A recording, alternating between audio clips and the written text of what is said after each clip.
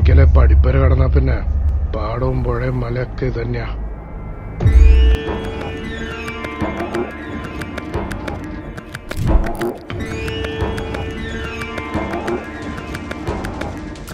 കാലം പോലെ കലങ്ങി മറഞ്ഞൊരു പുഴ കറില്ല, അത് തിരിഞ്ഞും മറഞ്ഞു ഒഴുകും.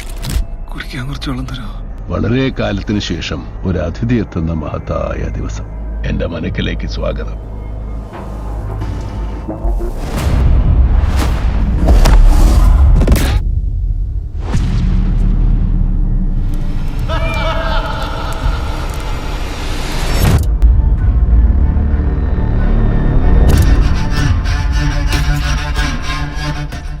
എന്തും ചെയ്യാൻ പഠിക്കാത്ത ചില മന്ത്രവാദികളെ പറ്റി കേട്ടിട്ടുണ്ട്.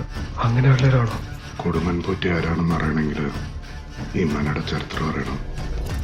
മഹാമാന്ത്രികനായ ചുടലൻ പോറ്റിയെ കുറിച്ച് അറിയണം. ഏറെ വർഷങ്ങൾക്ക് മുമ്പ് അഥർവ വേദാചാര്യായ ചുടലൻ പോറ്റി കഠിനവ്രതങ്ങൾ അനുഷ്ഠിച്ച് വരാഹിയെ പ്രത്യക്ഷപ്പെടുത്തി. പോറ്റിയുടെ ഭക്തിയിൽ സംപ്രീതയായ വരാഹി അദ്ദേഹത്തിന് ഒരു മാന്ത്രിക ചെല്ലം സമ്മാനിച്ചു. ആ ചെല്ലത്തിനുള്ളിൽ അമാനുഷിക ശക്തിയുള്ള ചാത്തനായിരുന്നു. ചാത്തനെ ഉപയോഗിച്ച് പോറ്റിയുടെ ആഗ്രഹങ്ങൾ നിറവേറ്റാമെന്ന് പറഞ്ഞ് വരാഹി അപ്രത്യക്ഷമായി. ഒരു ദിവസം മദ്യപിച്ച് ലക്കുകെട്ട പോറ്റിയോട് തന്റെ വായിലേക്ക് നോക്കിയാൽ നരകം കാണാമെന്ന് പറയുന്നു. മദ്യലഹരിയിലായിരുന്ന പോറ്റി വായിലേക്ക് നോക്കിയതും ചാത്തൻ പോറ്റിയുടെ ആത്മാവിനെ വലിച്ചെടുത്ത് കൊന്നു. അതിശക്തരായ പല മന്ത്രവാദികൾ വന്ന് ശ്രമിച്ചിട്ടും ചാത്തനെ തളയ്ക്കാൻ സാധിച്ചില്ല. ഒടുവിൽ മനക്കിലെ അവസാനത്തെ സന്തതിയായ കൊടുമൻ പോറ്റി ചാത്തനെ തളയ്ക്കാനെത്തി.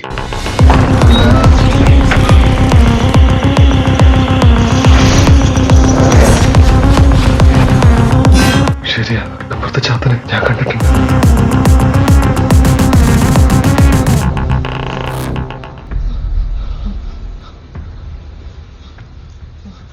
ഇതാണ് പോറ്റിയെങ്കിൽ താഴെയുള്ളത്.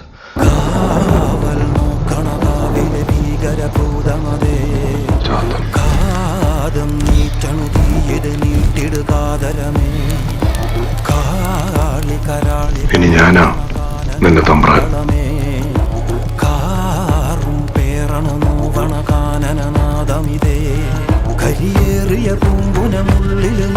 ഇനി ഞാനാ നിന്റെ തമ്പ്രാൻ. കരിവേലകൾ കുത്തിയ നെഞ്ചിലെ മുറിവിൽ കാലനവൻ.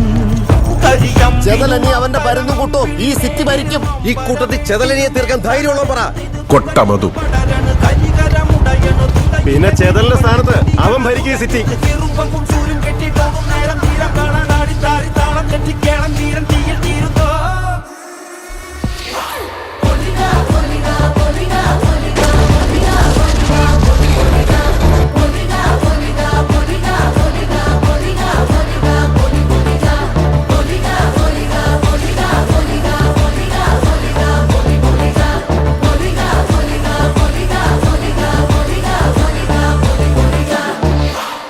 വരവും പാട്ടും ഒക്കെ എനിക്ക് ഇഷ്ടായി.